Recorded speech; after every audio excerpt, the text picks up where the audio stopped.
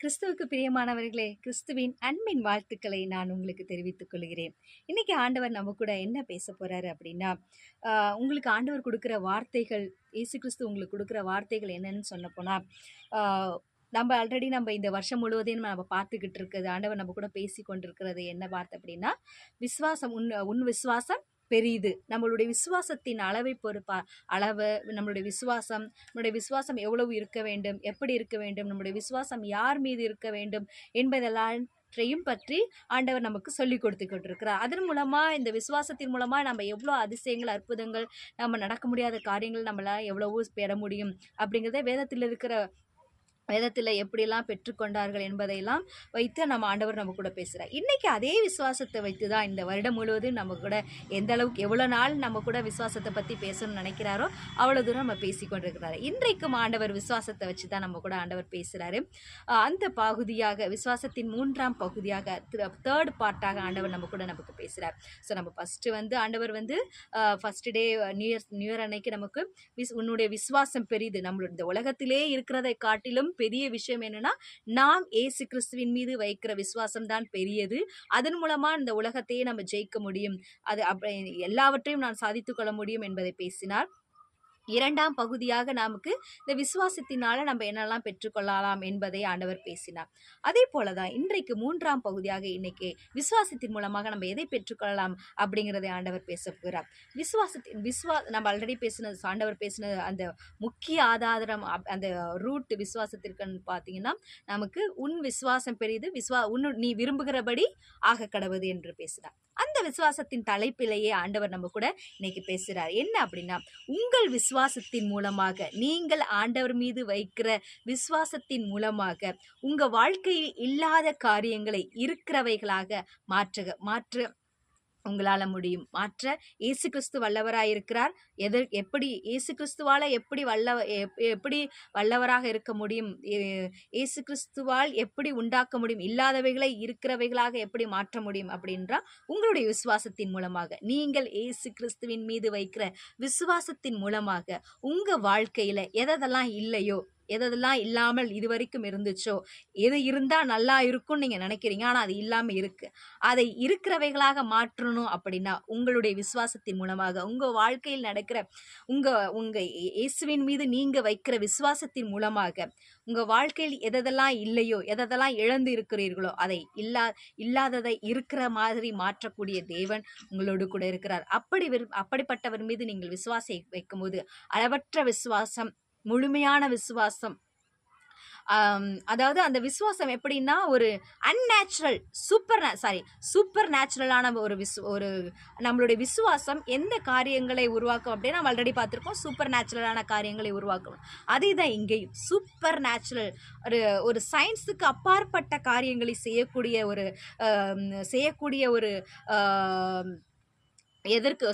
ஒரு வல்லமை எதற்கு இருக்குன்னா, நம்மளுடைய விசுவாசத்துக்கு இருக்கு. அந்த விசுவாசம் மனிதன் மேல அல்ல, இயேசு கிறிஸ்து. அந்த விசுவாசம் என்னன்னா, என் இயேசுவால எல்லாவற்றையும் செய்ய முடியும். அது இயற்கையாக இருந்தாலும் சரி, இயற்கைக்கு அப்பாற்பட்ட காரியங்கள். ஏன்னா இந்த இயற்கையை படைத்தவரே அவர் தான். அப்போ இந்த இயற்கையை கண்ட்ரோல் பண்ணக்கூடிய ஒரு அத்தாரிட்டி, வல்லமை, பவர் என் இயேசு கிறிஸ்துவிற்கு இருக்கு. அதை மாற்ற அவரால் முடியும் என்பதை, இயற்கையை மாற்ற முடியுமா? மாற்ற முடியாது. ஆனால் இந்த இயற்கையை உண்டாக்கினவரால் என்ன பண்ண முடியும்? மாற்ற முடியும். இயற்கையை மனிதனால் மாற்ற முடியாது, ஆனால் அந்த இயற்கையை உண்டாக்கினவரால் மாற்ற முடியும். அப்படிப்பட்ட ஒரு விசுவாசம் நமக்கு இருந்துச்சுன்னா எல்லாவற்றையும் நம்மளால சாதிக்க முடியும். ஸோ இன்னைக்கு ஒரு ஆண்டவர் ஒருத்தர் மூலமாக, ஒரு வேதத்தில் இருக்கிற ஒரு மனிதன் மூலமாக, அந்த மனிதனுக்கு அந்த மனிதன் எப்படி இயேசுவின் மீது நம்பிக்கை வைத்தார், ஆண்டவர் மீது நம்பிக்கை வைத்தார், அந்த நம்பிக்கையின் மூலமாக விசுவாசம் வைத்தார், அந்த விசுவாசம் எந்த அளவுக்கு விசுவாசம் வைத்தார், அந்த விசுவாசத்தின் மூலமாக இவர் என்ன காரியங்களை தன் வாழ்க்கையில், என்ன ஆசீர்வாதத்தை தன் வாழ்க்கையில் பெற்றுக்கொண்டார் என்பதை நாம் பார்க்க போகிறோம்.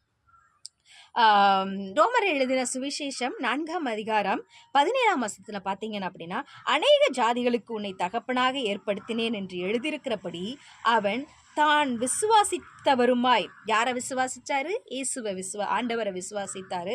விசுவாசத்தவருமாய் மரித்தவரை உயிர்ப்பித்து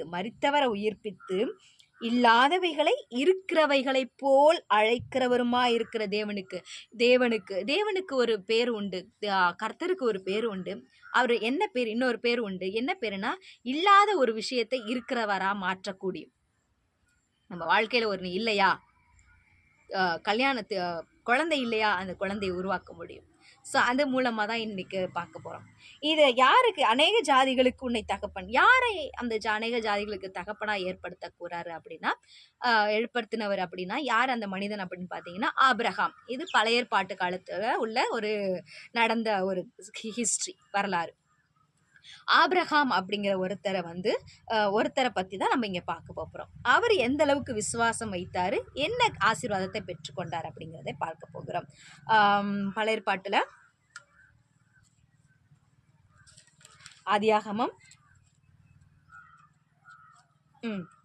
12ஆம் வசனத்துல இந்த ஆபிரகாமுக்கு என்ன இல்லாம இருந்துச்சு, என்ன வந்தது? விசுவாசத்தினால என்ன இருக்கிறவர் தான் மாற்றினாரு அப்படின்னு பார்த்தீங்கன்னா, ஆபிரகாமுக்கு என்ன இல்லாம இருந்தது அப்படின்னா, குழந்தை இல்லாம இருந்துச்சு. அவங்களுக்கு திருமணமாகி பல வருடங்கள், கிட்டத்தட்ட ஒரு 25 இயர்ஸ்க்கு மேலேயே சொல்லலாம். 25 இயர்ஸ் 30 இயர்ஸ்க்கு மேலேயே சொல்லலாம்.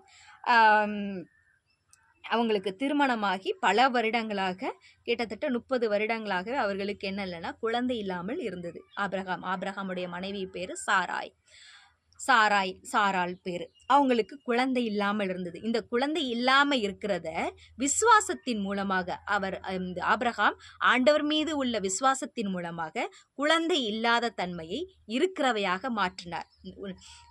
குழந்தை விசுவாசத்தினால் எப்படி அதை பார்த்தாரு, தனக்கு எப்படி அதை மாற்றினார் அப்படின்னா, விசுவாசத்துல எனக்கு குழந்தை இருக்கு, எனக்கு இயேசு கிறிஸ்து இந்த கர்த்தராகிய தேவன் எனக்கு குழந்தை கொடுப்பார் அப்படிங்கிறத விசுவாசத்தில் வைத்தாரு. அதை விசுவாசத்துல பார்த்தாரு. எனக்கு குழந்தை இருக்குங்கிறத விசுவாசத்துல பார்த்தாரு. விசுவாசத்துல பார்த்த ஒன்றே அவர் நிஜத்திலேயே அவர் கொண்டு வந்தார். விசுவாசத்துல நம்ம பார்க்கணும். நமக்கு எது இல்லையோ அதை நாம் ஃபர்ஸ்ட் விசுவாசத்துல பார்க்கணும். இயேசு கிறிஸ்துவின் மூலமாக நாம் விசுவாசத்தினால் பார்க்கணும். அதை விசுவாசத்தின் மூலமா நம்ம எதை பார்க்கிறோமோ அதை நிஜத்துல நம்மளால கொண்டு வர முடியும். இயேசு கிறிஸ்துவின் உள்ள விசுவாசத்தின் மூலமாக. அதை தான் இப்ப ஆபிரகாம் பார்த்தார். ஆபிரகாமுக்கு 75 வயதா இருந்துச்சு. 75 வயதா இருக்கிறப்ப இயேசு கிறிஸ்து ஆண்டவர் கர்த்தராகிய தேவன் என்ன பண்ணாரு, போயிட்டு ஆபிரகாமுக்கு 75 வயதா இருக்கும்போது கர்த்தராகிய தேவன் போய் பேசுறாரு. இதுக்கு முன்னாடி பல இடம் பேசி இருக்கிறாரு. இந்த 75ஆம் வயதா இருக்கும் பொழுது போய் மறுபடியும் ஃபர்ஸ்ட் ஆண்டவர் பேசுறார்.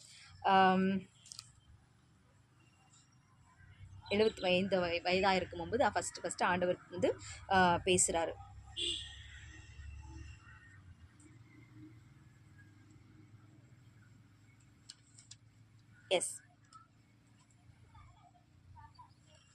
பேசும்போது என்ன சொல்றாரு அப்படின்னா, கர்த்தர் ஆபிரகாமை நோக்கி, நீ உன் தேசத்தையும் உன் இனத்தை தகப்பனையும் வீட்டையும் விட்டு புறப்பட்டு நான் உனக்கு காண்பிக்கும் தேசத்துக்கு போ. 2வது வசனத்துல அதுதான் முக்கியம் நமக்கு. நான் உன்னை பெரிய ஜாதியாக்கி. எப்போ? அவருக்கு குழந்தையே இல்லை, ஒரு குழந்தை கூட இல்லை.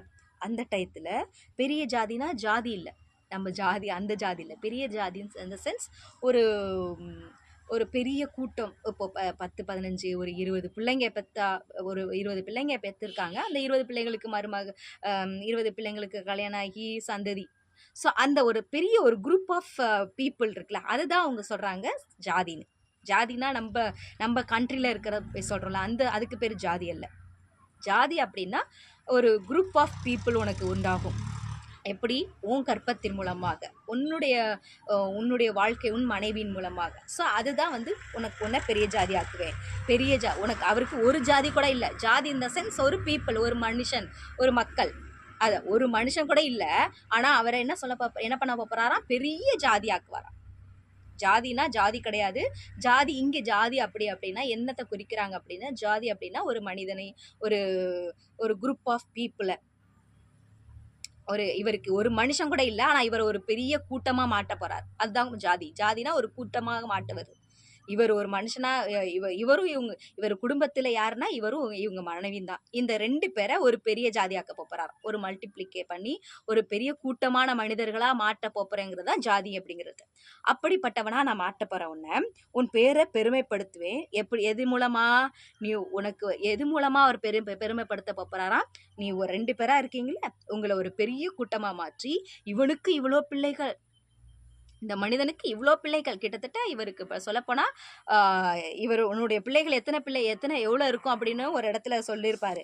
எங்க அப்படி சொல்லியிருப்பாருன்னு பார்த்தீங்கன்னா, அதே ஆபிரகாம் அதே அதே ஆதியாகம வசனத்துல அதிகாமத்துல 15ஆம் வசனத்துல பார்த்தீங்க அப்படின்னா, அந்த பெரிய ஜாதி அப்படிங்கிறது எது குறிக்குது அப்படின்னா 15ஆம் அதிகாரத்துல 4ஆம் வசனத்துல போய் சொல்றாரு. அப்பொழுது கர்த்தருடைய வார்த்தை அவனுக்கு உண்டாகி, இவன் உனக்கு சுதந்திரவழியில உன் கற்ப பிறப்பா இருப்பவனை உனக்கு உன் கற்ப பிறப்பு, அதாவது உன் கற்ப பிறப்புனா உன் மனைவியினுடைய கற்பத்திலிருந்து குழந்தை பிறக்கும். அந்த குழந்தைக்கு பேர் ஈசாக்கு. அதன் மூலமா பெரிய சந்ததி உண்டாகும். அந்த சந்ததி எவ்வளவு இருக்குன்னா, அவனை வெளியே அழைத்து, நீ வானத்தை அண்ணாந்து பார்ப்பா, அந்த வானத்துல எல்லாம் இருக்கு, நட்சத்திரங்கள் இருக்கு, அந்த நட்சத்திரங்களை உன்னால என்ன கொடுமா? அதுதான் எண்ண முடியாத மனிதர்கள், எண்ண முடியாத குழந்தைகள், எண்ண முடியாத பிள்ளைகளை உனக்கு தருவேன். அதுதான் ஜாதி. ஸோ சந்ததி, அந்த சந்ததி தான் ஜாதி அப்படின்னு சொல்லிட்டு மென்ஷன் பண்றாங்க இங்க. ஓகேவா? ஸோ அப்படிப்பட்ட ஒரு யாருமே இல்லாம இருக்கிற உனக்கு, குழந்தையே இல்லாத இருக்கிற உனக்கு ஒரு பெரிய ஜாதியை, ஒரு பெரிய ஜனக்கூட்டத்தை, ஒரு பெரிய ஒரு சந்ததியை, ஒரு வானத்துல இருக்கிற ஒரு நட்சத்திரத்தை உன்னால என்ன முடியுமா?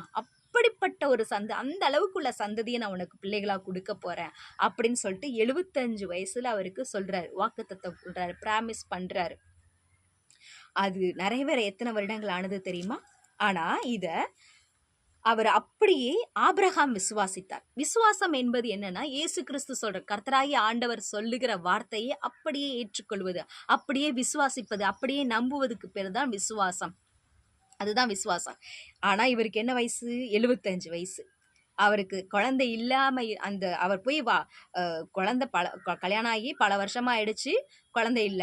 அவர் அதை மறந்தே போயிட்டாரு. ஆனா குழந்தை இல்லைங்கிற, சரி ஓகே அவ்வளவுதான், நானும் என் மனைவியும் தான், ஓகே நான் அவளுக்கு குழந்தை, அவங்க எனக்கு குழந்தை அப்படின்னு சொல்லிட்டு தான் அவங்களுடைய வாழ்க்கைய போய்கிட்டு இருக்காங்க. அதை பத்தி அவங்க மறந்துட்டாங்க. இந்த மறந்த சூழ்நிலையில அப்படிதான் நம்மளுக்கு சில விஷயங்கள் அவ்வளவுதான் முடிஞ்சு போச்சு அப்படின்னு நம்மளே மறந்துடுவோம். அந்த மறக்கப்பட்ட நாம் மறந்த ஒன்றை இயேசு கிறிஸ்து வந்து ஞாபகப்படுத்தி, நாம் மறந்த ஒன்று, நமக்கு இல்லாத ஒன்றை இயேசு கிறிஸ்து நமக்கு ஞாபகப்படுத்தி, இதை நான் உனக்கு தருவேன்.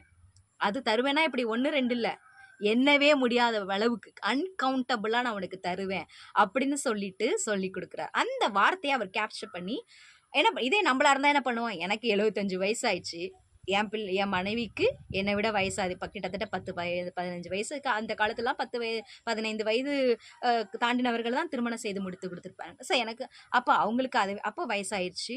கண்டிப்பாக அவங்களுக்கு என்ன ஆச்சு? கற்பம் செத்து போயிட்டு. ஒரு அதிகாரத்தில் எப்படி போட்டிருக்குன்னா, எனக்கு என்னுடைய கற்பம் செத்து போயிட்டே, நான் பிள்ளை பெக்க முடியுமா அப்படின்னு சொல்லிட்டு இங்க ஆபிரகாம் கிட்ட பேசுறாரு. ஆனா ஆபிரகாம் என்ன பண்ணிட்டாரு? விசுவாசிச்சுட்டாரு. ஓகே, கடவுள் பேசிட்டா கண்டிப்பா என்ன பண்ணுவாரு? செய்வாரு, நம்பிட்டார். ஆனா இதே வார்த்தைய ஒரு இடத்துல சாராள் கிட்ட போய் பேசுவாரு தேவன், உனக்கு நான் குழந்தை இன்னும் உனக்கு என்ன பண்ணுவேன், இன்னும் 1 வருஷத்துல, இன்னும் 1 வருடம் கழித்து உனக்கு குழந்தை பிறக்கணும். சாராய் கிட்ட போய் சொல்றாரு. சாரா என்ன பண்றா? நகைக்கிறா, கிண்டல் பண்றா. என்ன, எனக்கு எத்தனை வயசாயிடுச்சு? அப்ப அவங்களுக்கு வயசு எப்படின்னா இருக்குன்னா, ஒரு சம்திங் 90 99 90 வயசு அந்த வயசுல இருக்கும். அந்த டயத்துல போய் சொன்னா யாருக்கா இருந்தாலும் சிரிப்பு தானே வரும். அதுதான் அவங்க செஞ்சிருக்காங்க. நம்ம என்ன பண்றோம்? யதார்த்தத்தை பார்க்குறோம், ப்ராக்டிக்கலை பார்க்குறோம். ப்ராக்டிக்கலை மீறி நடக்கிறவர் தான், மீறி செய்கிறவர் தான் நம்மளுடைய கர்த்தராகிய இயேசு கிறிஸ்து. ப்ராக்டிக்கலாக மீறி செய்கிறவர் தான் நம்மளுடைய கர்த்தராகிய இயேசு கிறிஸ்து. மனிதர்கள் தான் நம்ம ப்ராக்டிக்கலாக யோசிக்கணும், ப்ராக்டிக்கலாக செய்யணும், லாஜிக்காக பேசு அப்படின்னு. லாஜிக்கல்லாம் தாண்டி அவர் செய்கிறவர் தான் நம்ம இயேசு கிறிஸ்து கர்த்தராகியது. ஏன்னா அவர் தேவன். ஸோ அவர் என்ன பண்ணார் அப்படின்னு பார்த்தீங்கன்னா, இயேசு கிறிஸ்து அவர் சொல்றாரு, உனக்கு நான் என்ன பண்ண போறேன்? சாராய் கிட்ட இதை தான் போய் சொல்றாங்க. ஆபிரகாம் கிட்ட சொல்றப்ப ஆபிரகாம் அதை பிடிச்சிட்டு விசுவாசிச்சு, நம்பிக்கை கண்டிப்பா ஆண்டவர் சொல்லிட்டார், செய்வார். ஏன்னா அவர் ஆண்டவர், சர்வ வல்லமை உள்ள தேவன், கண்டிப்பா செய்வார் அப்படிங்கிறவர் விசுவாசிச்சிட்டார். ஆனா சாராய் கிட்ட சொல்லும் போது சாரா என்ன பண்றாங்க? நகைச்சிட்டாங்க. ஏன்னா அவங்களுக்கு 90 வயசு அந்த டயத்துல. அப்போ அவங்களுக்கு ஒரு 90 வயசானவங்கள்கிட்ட போயிட்டு, உனக்கு குழந்தை பிறக்கும், உனக்கு இவ்வளவு நாள் குழந்தை இல்லாம இருக்கு, நான் உனக்கு குழந்தை கொடுப்பேன்னா அப்படின்னு எல்லாரும் இருந்தாலும் சிரிக்கதான் செய்வோம். அதுதான் மனிதர்கள். அதை தாண்டினவர் தான் ஆண்டவர். உனக்கு குழந்தை பிறக்கணும். அவங்களும் சிரிச்சிடுறாங்க. எப்படி எனக்கு குழந்தை பிறக்கும்? எனக்கு என்ன பண்ணிடுச்சு? கர்ப்பமே செத்து போச்சு. இன்னும் சொல்லப்போனால் பெண்களுக்குள்ள வழிபாடே நின்று போச்சு அப்படின்னு மென்ஷன் பண்ணியிருக்கு வேதத்தில். பெண்களுக்குள்ள வழிபாடு நின்று போய் என் கர்ப்பமே செத்து போயிட்டு, இது கர்ப்பம் இருந்தால் தானேங்க குழந்தை பிறக்கும். அதுதான் இல்லாதது. கர்ப்பமே இல்லைங்க. கர்ப்பம் இல்லை, அதனால குழந்தை இல்லை. கர்ப்பம் இருக்கும் போதும் குழந்தை இல்லை. கர்ப்பம் இல்லாத கர்ப்பம் கடைசியில் குழந்தை வரும்னு நினச்சி கடைசியில் என்ன ஆச்சு? கர்ப்பமே செத்து போயிடுச்சு. இதுக்கப்புறம் சுத்தமாக வராது அப்படின்னு நம்ம முடிவே பண்ணியாச்சு. ஓகே, ஸோ கர்ப்பமும் இல்லை, குழந்தையும் இல்லை. இதுக்கப்புறம் எங்கங்க குழந்தை இருக்குது? இவ்வளோ நாளாவது கர்ப்பம் இருந்துச்சு, ஏதோ ஒரு நம்பிக்கை இருந்தது குழந்தை வரணும். இப்போ கர்ப்பமே செத்து போச்சு. வயதின் முதிர்வினால கர்ப்பமே செத்து போச்சு. இதுக்கப்புறம் எப்படி குழந்தை வரும் அப்படின்னு நினச்சி தான் சொல்லிட்டு சிரிக்கிறான். அப்போ தான் ஆண்டவர் சொல்கிறாரு, அப்போ உனக்கு என்ன பண்ணுவோம்? குழந்தை வரணும். திரும்ப அவர் ஃபஸ்ட்டு 75 வயசில் பேசுகிறாரு. அதுக்கப்புறமா அவங்க மனைவி கிட்ட பேசுகிறாரு. அதுக்கப்புறமா ஆபிரகாம் கிட்ட மறுபடியும் இது எப்போ சொல்லி முடிஞ்சு கிட்டத்தட்ட ஒரு 75 வயசுக்கு அப்புறம் கடைசியில் மறுபடியும் திரும்ப குழந்தை தருவேன்னு எப்போ பேசுகிறாருன்னா, ஆபிரகாமுக்கு 99 வயசில் திரும்ப பேசுகிறார். 75 வயசில் நான் உனக்கு குழந்தை தருவேன்னு ப்ராமிஸ் பண்ணார். சொல்லியே பல வருடங்கள் போய் சாராவோட கற்பமும் செத்து போயிடுச்சு. திரும்ப செத்து போனது ஆபிரகாமுடைய கற்பம் செத்து போய் இல்லாமல் போனதுக்கு அப்புறம் 99 வயசு ஆபிரகாமுக்கு ஆகுது. மறுபடியும் கர்த்தர் ஆண்டவர் ஆபிரகாமுக்கிட்ட பேசுகிறாரு. என்ன பேசுகிறாரு? ஆபிரகாம் 99 வயதானது போது கர்த்தர் ஆபிரகாமுக்கு தரிசனமாகி, நான் சர்வ வல்லமையுள்ள தேவன், நீ எனக்கு முன்பாக நடந்து கொண்டு உத்தமனாயிரு. நான் உனக்கும் எனக்கும் நடுவாக என் உடன்படிக்கை ஏற்படுத்தி உன்னை மிகவும் திரளாய் பெருக பண்ணுவேன். எப்ப ஒரு குழந்தை இருந்தாவது அந்த குழந்தைய வச்சு ஒரு வேளை மிகவும் திரளா பண்ணுவாரு அப்படின்னு நம்ம யோசிக்கலாம். அங்க ஒரு குழந்தை கூட இல்லை. அப்ப சொல்றாரு, உன்னை திரளாய் பெருக பண்ணுவேன். அப்பொழுது ஆபிரகாம் முகம் குப்புற விழுந்து வணங்கினான். தேவன் அவனோடே பேசி, நான் உன்னோட பண்ணுகிற என் உடன்படிக்கை என்னவென்றால், நீ திரளான ஜாதிகளுக்கு தகப்பனாவாய். ஒரு குழந்தைக்கே தகப்பன் இல்லை, திரளான ஜாதிகள், ஜாதி இந்த சென்ஸ் கூட்டம், ஜனக்கூட்டம், ஒரு சந்ததி. அந்த சந்ததி ஒரு பிள்ளைக்கே இங்க அப்பனாக்க வழி இல்லை, எப்படிங்க பல பிள்ளைகள் எனக்கு வரும் அப்படிங்கிற இதே நம்மளா இருந்தா யோசிச்சிருப்போம். ஆனா அவன் என்ன பண்ணாரு? ஆபிரகாம் முகம் குப்புற விழுந்து வணங்கினான். ஆண்டவரே, எனக்கு நீங்க செய்ய போறீங்களே. அதுதான் ஆண்டவர் சொன்னதை விசுவாசத்தின் கண்ணத்துல அவர் விசுவாசத்துல பாக்குறார். ஆண்டவர் வாயில உனக்கு திரளான ஜனங்கள், திரளான பிள்ளைகள் உனக்கு வரும் அப்படிங்கிறத வாயிலால சொல்றாரு. இந்த ஆபிரகாம் என்ன பண்றாரு? எக்ஸ்ட்ரீம் லெவலுக்கு போய் ஆபிரகாம் வாயால சொல்றத, தேவன் வாயினால சொல்றத, வார்த்தையால சொல்றத விசுவாசத்துல பாக்குறாரு. விசுவாசத்துல அவரு எனக்கு குழந்தை இருக்கு, நிறைய குழந்தை இருக்கு அப்படிங்கிறத விசுவாசத்துல பார்த்ததுனாலதான், அது பார்க்க முடிஞ்சதுனாலதான் போய் இயேசுவின் கர்த்தருடைய தேவனுடைய காலில் போய் முகங்குப்புற விழுந்து அவருக்கு தேங்க்ஸ் பண்றாரு, நன்றி சொல்றாரு. எனக்கு குழந்தை கொடுக்க போறீங்களே, அதை என் கண்ணால பார்க்க முடியுது அப்படிங்கிறத நன்றி சொல்றாரு. இதே நம்மளால அதை பண்ண முடியுமா? சாராளை போலதான் அகைன்ஸ்டா நம்ம நெகட்டிவா பேசியிருப்போம். எனக்கு இத்தனை குழந்தை இல்லை, இவ்வளோ நாள் குழந்தை இல்லை, இவ்வளோ நாள் எனக்கு கர்ப்பமாவது இருந்துச்சு, ஏதோ அவருக்கு ஆண்டவர் சொன்னது நம்பிக்கிட்டு இருந்தேன், இவ்வளோ நாள் குழந்தை கொடுப்பேன்னு சொன்னாரே, என் கணவர்கிட்ட போய் சொன்னார் குழந்தை கொடுப்பேன்னு, அப்போ கொடுப்பாருன்னு நான் நம்பிக்கிட்டு இருந்தேன். இப்போ நம்பி கடைசியில் கர்ப்பமே போயிடுச்சு, கர்ப்பமே செஞ்சு போயிடுச்சு. இப்போ எப்படி குழந்தை வரும்? கர்ப்பம் இருந்தால் தானே இங்கே குழந்தைமே வரும், கர்ப்பம் இல்லாமல் எப்படி குழந்தை வரும் அப்படின்னு சொல்லிட்டு சிரிச்சார். இதுக்கப்புறம் வாய்ப்பே இல்லை அப்படின்னு நினச்சி சிரிச்சிட்டாங்க. அப்படிதான் நம்ம நினச்சி சிரிச்சிருப்போம். ஆனால் ஆபிரகாம், என் மனைவிக்கு கர்ப்பம் செத்து போனாலும் செத்து போன கர்ப்பத்தை, இல்லாமல் போன கர்ப்பத்தை இருக்கிறவையாக மாற்றி, அந்த இருக்கிற கர்ப்பத்துக்கு இல்லாத கர்ப்பத்திலிருந்து என்ன பண்ண முடியும்? என் குழந்தை எனக்கு ஒரு குழந்தை கொடுக்கும். ஒரு குழந்தை இல்லை, நான் ஒரு குழந்தை கேட்குறேன், ஆனால் என் கர்த்தர் எனக்கு பல குழந்தைகளை தருவார், அதை கண்டிப்பாக தருவேன்னு சொல்லியிருக்கிறார். கண்டிப்பாக என்ன பண்ணுவார்? பல குழந்தைகளை தருவாருங்கிறத நிச்சயமாக அவர் நம்பினதுனால, அந்த விசுவாசத்தின் மூலமாக பார்த்தீங்கன்னா அடுத்த அதிகாரத்தில்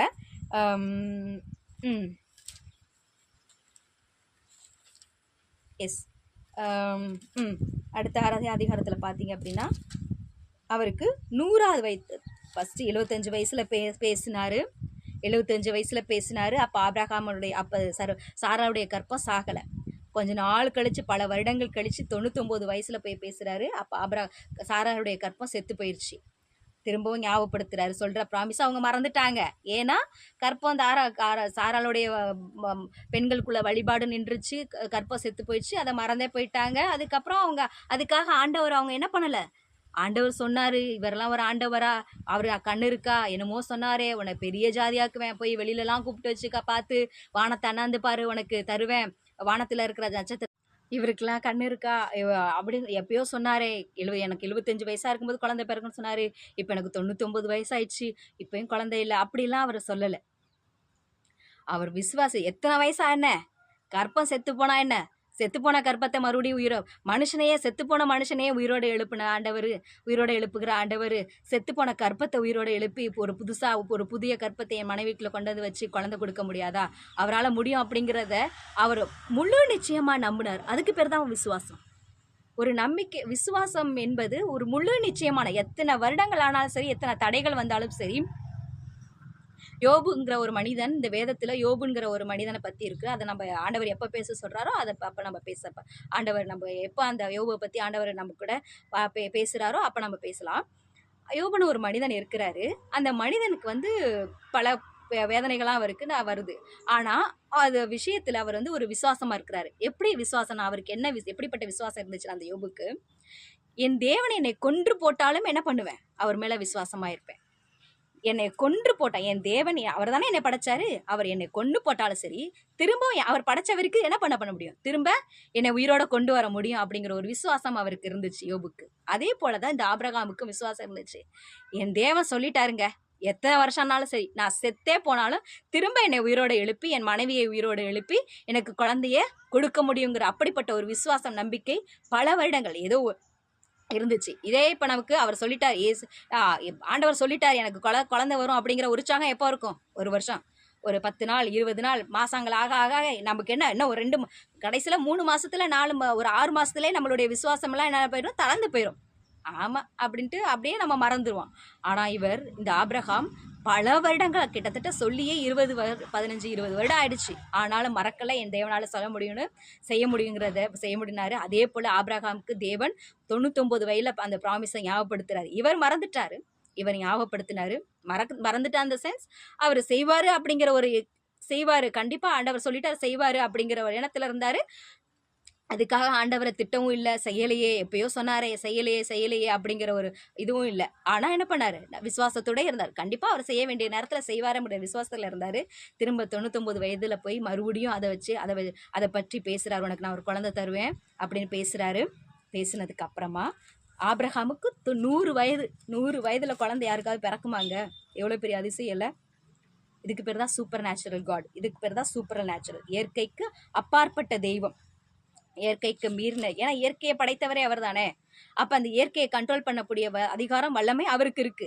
அப்படி இருக்கு, அதை மாற்றவும் அவரால் முடியும், அதை உடைத்து போகவும் அவரால் முடியும், அதை உருவாக்க அவரால் முடியும், அதை அழிக்கவும் அவரால் முடியும். அப்படிங்கிற விசுவாசம் நம்மளுக்கு இருந்துச்சுன்னா நம்மளால எதையும் சாதிக்க முடியும். அதை அந்த விசுவாசத்தை கொண்டுதான் இந்த ஆபிரகாம் சாதித்து கொண்டார். என்னன்னு, 100 வயதுல அவருக்கு ஒரு குழந்தை பிறக்குது. பாருங்க 21ஆம் அதிகாரத்துல, அப்பொழுது ஆபிரகாம் தனக்கு சாராள் பாருங்க, கர்த்தர் தாம் சொல்லியிருந்தபடி எப்ப 75 வயசுல சொன்னாரு, திரும்ப 99 வயசுல ஞாபகப்படுத்தினாரு. சொன்னதை 100 வயசுல கர்த்தர் தாம் சொல்லியிருந்தபடி சாராள் பேரில் கடாட்சமானார். கர்த்தர் தாம் உரைத்தபடியே சொன்னபடியே சாராளுக்கு செய்தருளினார். ஆபிரகாம் முதிர் வயதாய் இருக்கையில் சாராள் கர்ப்பவதியாகி, யாருங்க கர்ப்பவதியானா, கற்பம் செத்து போனவள் கர்ப்பவதியானால், கற்பமே இல்லாதவள், இல்லாத ஒன்றை, இதுக்கு பேர் தான் இல்லாத ஒன்றை இருக்கிறவராய் மாற்றுகிறவர்.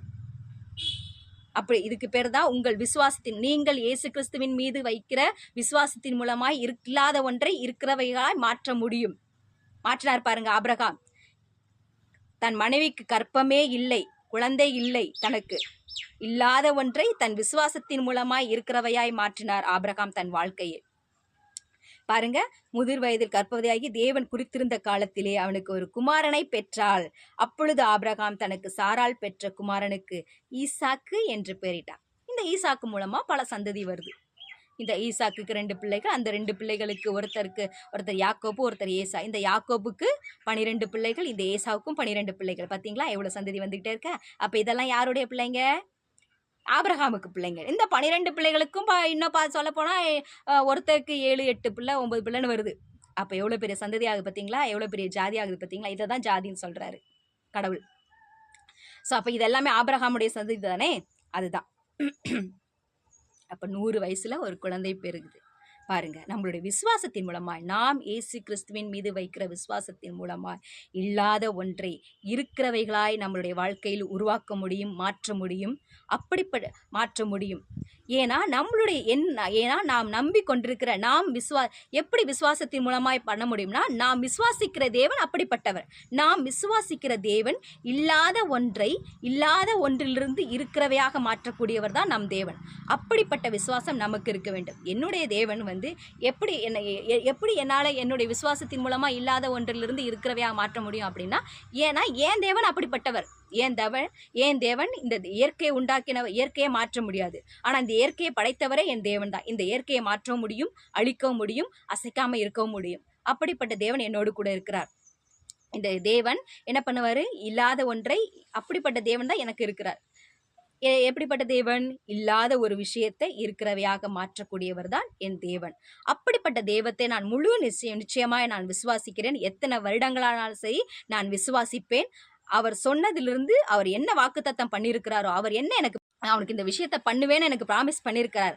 அந்த விஷயத்தை கண்டிப்பாக எத்தனை வருடங்கள் ஆனாலும் சரி, எத்தனை தடைகள் ஆனாலும் சரி, அதை எனக்கு நிச்சயமாக முடித்து கொடுப்பார். நான் அதில் விசுவாசத்தில் தளரவே மாட்டேன். விசுவாசம் வருடங்கள் ஆக ஆக ஆக ஆக எனக்கு என்னுடைய விசுவாசம் 10, 100, 20 குறைஞ்சி போகாது.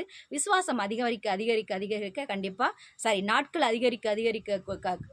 அதிகமாக என்னுடைய விசுவாசமும் அதிகமாகும். அந்த விசுவாசத்தின் மூலமாக என்னென்ன காரியங்கள் என் வாழ்க்கையில் இல்லாமல் இருக்கிறதோ அதை இருக்கிறவையாக மாற்ற முடியும் அப்படிங்கிற ஒரு விசுவாசம் உங்களுக்குள்ளாக இருக்கும்போது, உங்கள் வாழ்க்கையில் நிச்சயமாக என்னெல்லாம் நீங்கள் இல்லாமல் இல்லை, என்னுடைய வாழ்க்கையில் இது இல்லை அது இல்லைன்னு நீங்கள் எதெல்லாம் நினச்சி நீங்கள் புலம்பிக்கிட்டு இருக்கீங்களோ, நீங்கள் ஆண்டவர் மீது விசுவாசம் வைக்கும் பொழுது அந்த இல்லாத காரியங்களெல்லாம் எல்லாவற்றை இருக்கிறவைகளாக மாற்ற முடியும். புலம்பலை ஆனந்த களிப்பாக ஆண்டவராகிய கர்த்தராகிய இயேசு கிறிஸ்து உங்களுக்கு மாற்றி கொடுப்பார். ஆமென். கர்த்ததாமே இந்த வார்த்தைகளை ஆசீர்வதிப்பாராக. நாம் ஜெபிப்போமா? கர்த்தாவே, இயேசுவே, ஆண்டவரே, நீர் எங்களோடு பேசியிருக்கிற தகப்பனே, இல்லாதவைகளை இருக்கிறவைகளாக நான் மாற்றி கொடுப்பேன். நீங்கள் என் மீது வைக்கிற விசுவாசத்தின் மூலமாக எதெல்லாம் உங்கள் வாழ்க்கையில் இல்லையோ அதெல்லாவற்றையும் நான் இருக்கிறவைகளாக நான் உங்களுக்கு மாற்றி கொடுப்பேன் சொன்னிருக்கீங்களே தகப்பனே. நாங்கள் உங்கள் மீது அளவற்ற விசுவாசத்தை வைத்து தகப்பனே, அந்த விசுவாசத்தின் மூலமாக எங்கள் வாழ்க்கையில் எதெல்லாம் இழந்தோமோ, எதெல்லாம் நாங்கள் இல்லாமல் இருக்கிறோமோ அது எல்லாவற்றையும் நாங்கள் பெற்றுக்கொள்ள எங்களுக்கு கிருபை கொடுங்க இயேசு சுவாமி. நீர் ஆசீர்வதிங்க, பலப்படுத்துங்க. இயேசு நாமத்தில் பிதாவே, ஆமென். கர்த்ததாமே உங்கள் வாழ்க்கையை ஆசீர்வதிப்பதாக, இந்த வார்த்தையை ஆசீர்வதிப்பதாக. உங்கள் வாழ்க்கையில் மேன்மேலும் சிறந்து விசுவாசத்தின் மூலமாய், நீங்கள் ஆண்டவர் மீது வைக்கிற விசுவாசத்தின் மூலமாய் உங்கள் வாழ்க்கையில் எதெல்லாம் இழந்தீர்களோ அதை எல்லாவற்றையும் பெற்றுக்கொள்ள வைப்பாராக. கர்த்ததாமே ஆசீர்வதிப்பாராக. May God bless you all. கர்த்தர் உங்களை ஆசீர்வதிப்பாராக. ஆமென்.